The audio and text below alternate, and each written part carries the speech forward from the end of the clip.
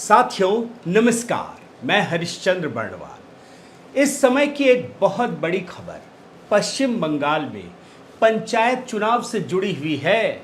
Supreme court ने एक बहुत ही महत्वपूर्ण फैसला सुनाया है, वो भी ममता सरकार की अर्जी पर और राज्य निर्वाचन आयोग की अर्जी पर। अब ये कितना बड़ा फैसला है, कुछ महत्वपूर्ण बिंदुओं से इस बात को पहले आप समझने का प्रयास कीजिए।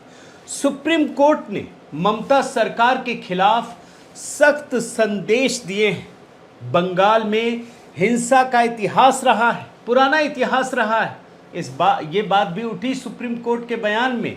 इसके अलावा चुनाव आयोग को सख्त हिदायत दी है। क्यों दी है, इसके बारे में मैं आपको बताऊंगा। हाई कोर्ट के आदेश पर हस्तक्षेप करने से इनकार कर दिया है। इसमें भी एक बहुत महत्वपूर्ण पहलू, हाई कोर्ट ने चुनाव आयोग को कहा था, निर्वाचन आयोग को, कि आप जाइए ना, ऊपरी कोर्ट में जाइए। वो मैं दिखाऊंगा क्यों कहा था। चुनाव कराना हिंसा के लिए लाइसेंस नहीं होता, ये सुप्रीम कोर्ट के फैसले में कहा गया है। बंगाल में मुक्त और निष्पक्ष चुनाव को लेकर सुप्रीम कोर्ट ने सवाल पूछे और साथ में जानते हैं राज्य निर्वाचन आयोग से पूछा कि केंद्रीय बलों की तैनाती से आपको क्या दिक्कत है। अब आप सोचिए, ये बड़े महत्वपूर्ण सवाल हैं। इसलिए दोस्तों, आज जो सुप्रीम कोर्ट ने फैसला सुनाया है उस पर मैं आपके सामने उन बिंदुओं को रखने का प्रयास कर रहा हूं। ये हम सब जानते हैं दोस्तों कि पश्चिम बंगाल में पंचायत चुनाव में केंद्रीय बलों की तैनाती का ममता सरकार लगातार विरोध कर रही है और क्या क्या कदम उठा, क्या क्या हरकतें कर रही हैं, ये भी मैंने आपको दिखाया।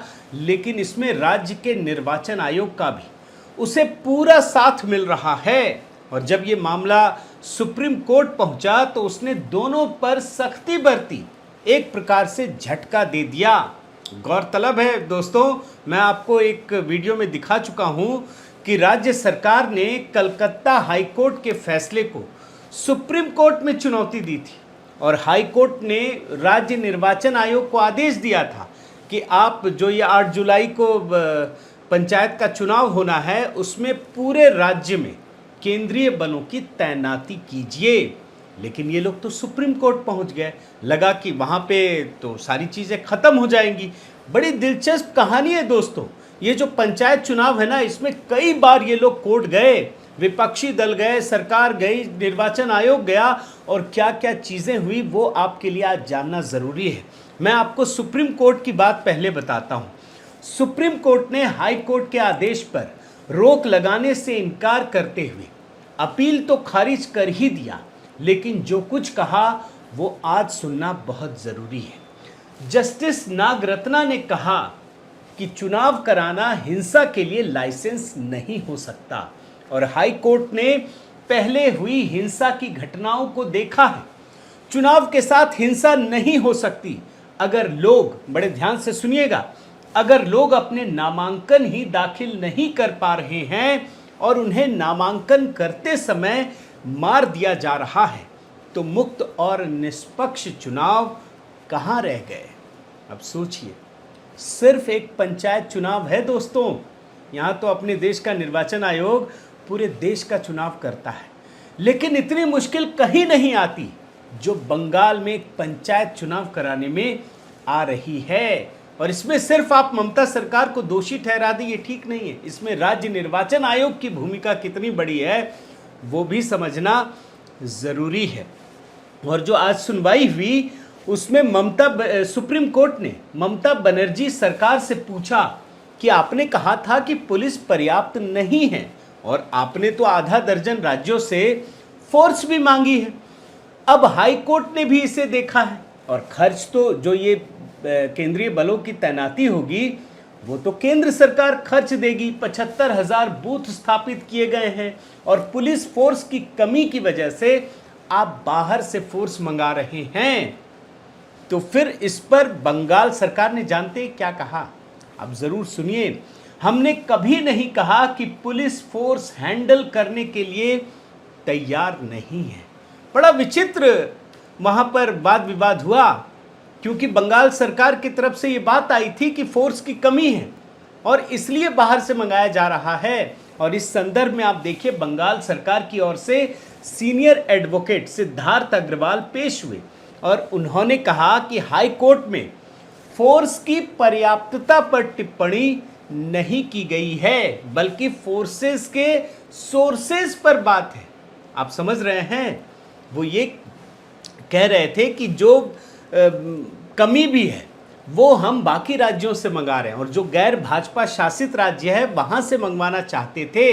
अब सुप्रीम कोर्ट ने कहा कि भैया केंद्रीय बलों से आपको क्या दिक्कत है, और आप 5-6 राज्यों से जो फोर्स मंगाएंगे और जो लॉजिस्टिक्स की दिक्कत है या बाकी दिक्कतें हैं, और आप एक केंद्रीय सुरक्षा बल से मंगवाएंगे, दोनों में फर्क नहीं है। कौन सा प्रैक्टिकली आसान है, ये सवाल पूछा है। लेकिन चूंकि सरकार की मंशा क्या है, नियत क्या है, इस बात को समझने का प्रयास कीजिए। और इस मामले में जानते हैं, सुप्रीम कोर्ट ने राज्य निर्वाचन आयोग को भी फटकार लगाई और क्या कहा, यह बड़ा महत्वपूर्ण है। सुप्रीम कोर्ट ने पूछा कि इन सब से आपको क्या परेशानी है, आपको क्या परेशानी है, ये निर्वाचन आयोग से पूछा जा रहा है और फोर्सेस कहां से आ रही है इसकी चिंता करना आपका काम नहीं है। अब देखिए, बंगाल सरकार या ममता बनर्जी क्या कहती हैं सेंट्रल फोर्सेस के बारे में, ये तो कोई छिपी हुई बात नहीं है, वो खुलकर कहती रही हैं। लेकिन निर्वाचन आयोग भी उसी राह पर चलने लगे। वो कह रही है कि सेंट्रल फोर्सेस की तैनाती नहीं हो, तो ये भी कह रहे हैं, ये कह रही है बाहर से मंगाएंगे, तो वो भी यही बात कह रहे हैं। तो इस बार पर सुप्रीम कोर्ट ने निर्वाचन आयोग पर सवाल उठाया है और पीठ ने क्या कहा, मैं आपको कोट अनकोट में पढ़कर सुना रहा हूं, जरूर सुनिए।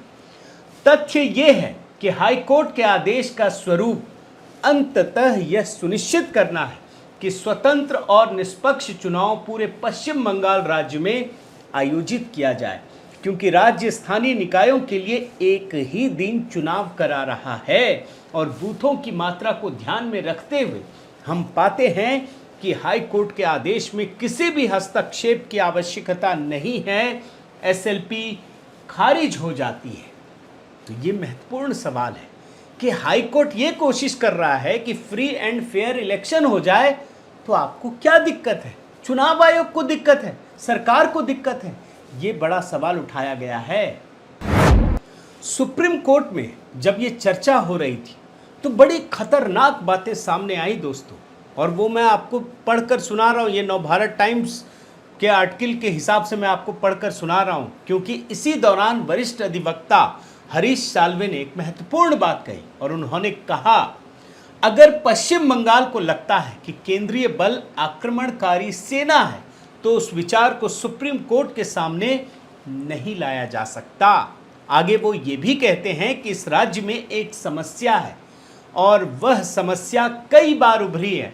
केंद्रीय बल तैनात होते हैं और एसीसी उसे चुनौती देने, जो राज्य निर्वाचन आयोग है वो चुनौती देने दौड़ा चला आता है। हमें मानना होगा कि एसीसी ने यह याचिका दायर कर पक्षपाती व्यवहार किया है। वे यहाँ क्यों आए हैं, इस पर चुप्पी साधे हुए हैं। अब आप सोचिए, राज्य निर्वाचन आयोग पर सवाल उठ रहे हैं, सरकार पर ही सवाल उठ रहे थे, राज्य निर्वाचन आयोग पर, और उसे कोई विपक्षी दल मानने को तैयार नहीं है। सुप्रीम कोर्ट में ये बात हो रही है, सुप्रीम कोर्ट भी फटकार लगा रही है। जाहिर है सुप्रीम कोर्ट ने इस बात को समझा कि पश्चिम बंगाल में जो हिंसा हो रही है उसमें सामान्य चुनाव कराना आसान बात नहीं है। लेकिन जानते हैं, खास बात यह है कि जो राज्य निर्वाचन आयोग को लेकर चीज़ें सामने आई है ना, अब यहाँ ये बयान सुनाना ज़रूरी हो जाता है दोस्तों। कांग्रेस ही नहीं, पहली बार भारतीय जनता पार्टी ने भी वहाँ के निर्वाचन आयोग पर सवाल उठाया है। मैं आपको बयान सुनाता हूँ। खुद बंगाल में जो कांग्रेस के नेता हैं, नेता प्रतिपक्ष भी हैं लोकसभा में, अधीर रंजन क्या कह रहे थे आप सुनिए पहले। इलेक्शन कमिश्नर खुद बता दे कि कौन सा पार्टी गणित के सहारे में, ये कौन सा गणित के सहारे में ये लोग एक समय तय किए हैं, जिस समय के दरमियान मान लीजिए कि 73,000 उम्मीदवारों ने अपना नामांकन भर पाए। लेकिन खास बात जानते हैं क्या है, कि बंगाल में कांग्रेस नेता तो कह रहे हैं, जो केंद्रीय नेतृत्व है ना उसने चुप्पी साध ली है। अभी देखिएगा, अभी 2 दिन बाद ये सारे लोग गलबहियां करेंगे ममता दीदी के साथ। ये सारे एक हैं, बंगाल में बोलते हैं और बाहर चुप्पी साध लेते हैं। और कांग्रेस की लड़ाई भी भारतीय जनता पार्टी लड़ रही है। सच्चाई तो ये है, सिर्फ लोकतंत्र बचाने की लड़ाई चल रही है। और सुधांशु त्रिवेदी ने भी अभी जो प्रेस कॉन्फ्रेंस की थी कुछ दिन पहले, तो चुनाव आयोग की गंभीरता पर सवाल उठाया था। ये बयान सुनाता हूं, सुन लीजिए। राज्य के निर्वाचन आयोग के द्वारा इन सारी घटनाओं के प्रति एक निहायत ही असंवेदनशील और गैर जिम्मेदाराना रवैया इख्तियार करना। अब आपको मैं थोड़ा बंगाल के पंचायत चुनाव की स्थितियां दिखा देता हूं। एक ही फेज में 8 जुलाई को मतदान होना है, और जैसे ही ये घोषणा हुई पूरी परिस्थितियां बदल गई। हालात जैसे पैदा हो गए सभी पार्टियां समझ गई। कांग्रेस, भाजपा, लेफ्ट का तो कांग्रेस के साथ तालमेल है, गठबंधन है, ये दोनों हाई कोर्ट पहुंच गए। कांग्रेस भी पहुंची, ऐसा नहीं कि सिर्फ भारतीय जनता पार्टी के शुभेंदु अधिकारी पहुंचे, कांग्रेस भी पहुंच गई।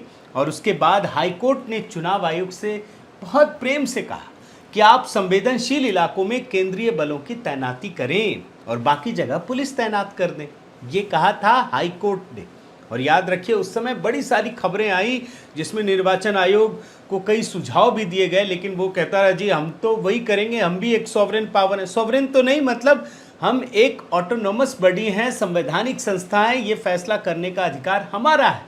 फिर हाई कोर्ट ने कुछ नहीं कहा, लेकिन ये ज़रूर कहा कि जो संवेदनशील जगह है वहाँ आप केंद्रीय बलों की तैनाती कीजिए। लेकिन जानते हैं, इसके बाद भी निर्वाचन आयोग ने कुछ नहीं किया, बल्कि ये कहने लगा कि संवेदनशील जगहों की तो तलाश करनी पड़ेगी। राज्य के हर इलाके से हिंसा की खबरें आ रही हैं, बम बारूद तमाम चीजें, हत्याएं तक हो रही थी। नामांकन के आखिरी दिन कई हत्याएं हुई, लेकिन निर्वाचन आयोग जो है वो संवेदनशील इलाकों की तलाशी कर रहा था। और मुझे तो लगता है कि 8 जुलाई भी पार हो जाता तब भी इसे नहीं मिलता शायद। ये निर्वाचन आयोग की स्थिति है। और इसके बाद फिर से लोग हाई कोर्ट पहुंचे, और तब जाकर हाई कोर्ट ने निर्वाचन आयोग के खिलाफ सख्ती बरती और फिर कहा कि अब आपको सभी जगहों पर केंद्रीय बल तैनात करने होंगे, और न सिर्फ तैनात करने होंगे बल्कि 48 घंटे के भीतर आपको ऐसा करना होगा। और जानते हैं, इस दौरान कलकत्ता हाई कोर्ट ने एक और बात कही, बहुत बड़ी बात है, मैं आपको पढ़कर सुना रहा हूं, जागरण की रिपोर्ट है। हाई कोर्ट ने आयोग को सलाह दी कि वह अपनी प्रतिष्ठा के अनुसार काम करे, क्योंकि विभिन्न स्थानों से नामांकन प्रक्रियाओं को लेकर हिंसा की घटनाएं सामने आई हैं। खंडपीठ ने, आगे की बात सुनिए, खंडपीठ ने राज्य सरकार और आयोग के वकील से कहा कि अगर वे केंद्रीय सशस्त्र बलों की तैनाती के पहले के आदेश से संतुष्ट नहीं हैं तो उन्हें इस संबंध में शीर्ष न्यायालय का दरवाजा खटखटाने का अधिकार है। उसने ये भी कहा कि आपको लग रहा है ना कि मैं गलत कह रहा हूं, तो जाइए सुप्रीम कोर्ट जाइए, खुद हाई कोर्ट कह रहा है। आप समझिए हाई कोर्ट के फैसले में कितनी बड़ी बात कही गई है। और खास बात जानते हैं, ममता सरकार और राज्य के निर्वाचन आयोग में ऐसी जुगलबंदी है कि ये दोनों के दोनों सुप्रीम कोर्ट पहुंच गए। किया क्या नहीं किया, ये सीधे सुप्रीम कोर्ट पहुंच गए। और जाहिर है दोस्तों, सुप्रीम कोर्ट समझ गया कि ये पूरा मसला सेंट्रल फोर्सेस को लगाने का नहीं है, बल्कि सही चुनाव कराने का है। और फिर तुरंत ममता सरकार और राज्य निर्वाचन आयोग पर सख्ती की और हाई कोर्ट के फैसले को बदलने से मना कर दिया। लेकिन जानते हैं, ये जो राज्य निर्वाचन आयोग है बंगाल का, उसकी मुश्किलें अब और बढ़ेंगी। मैं आपको बता रहा हूँ, क्योंकि दोनों पार्टियां, भाजपा और कांग्रेस, दोनों अब हाई कोर्ट पहुंच गई हैं और मानहानि का केस दर्ज कर दिया है कि आपने जो आदेश दिया वो राज्य निर्वाचन आयोग ने किया ही नहीं, लागू ही नहीं किया। और खास बात यह है कि बंगाल के चुनाव में हिंसा बदस्तूर जारी है, लोगों की हत्याएं अब भी हो रही हैं। और जानते हैं, एक हैरानी करने वाली बात आपको बताता हूं। हैरान करने वाली बात है ये कि आईएसएफ के विधायक नौशाद सिद्दीकी, जो कभी ममता के करीबी थे, अब उन्हें भी बंगाल में डर लगने लगा है। उन्हें भी अपनी जान का खतरा दिखाई पड़ रहा है। और उन्होंने गृह मंत्री को पत्र लिखा कि मुझे सुरक्षा दीजिए, बंगाल सरकार से नहीं मांगा। और फिर जो रिपोर्ट आई, केंद्रीय गृह मंत्री ने, मंत्रालय ने उन्हें Z+ की सुरक्षा दी। तो ये तो नौशाद सिद्दीकी का हाल है जो बंगाल में रहते हैं। तो कुल मिलाकर दोस्तों, बंगाल का ये पंचायत चुनाव एक केस स्टडी की तरह है उन लोगों के लिए जो लोकतंत्र के हिमायती बनते हैं और खुद को पैरोकार बताते हैं, जिन्होंने लोकतंत्र का ठेका ले रखा है, जो मोदी सरकार पर तो इल्ज़ाम लगाते हैं, गालियां भी देते हैं, चुनाव भी जीतते हैं, लेकिन बंगाल के अंदर उनके मुंह से 2 शब्द तक नहीं निकलता। तो ये देखना बड़ा ज़रूरी है दोस्तों। अब तो चुनाव ही आ रहा है, तो देखिए आगे आगे क्या होता है। बहुत बहुत धन्यवाद।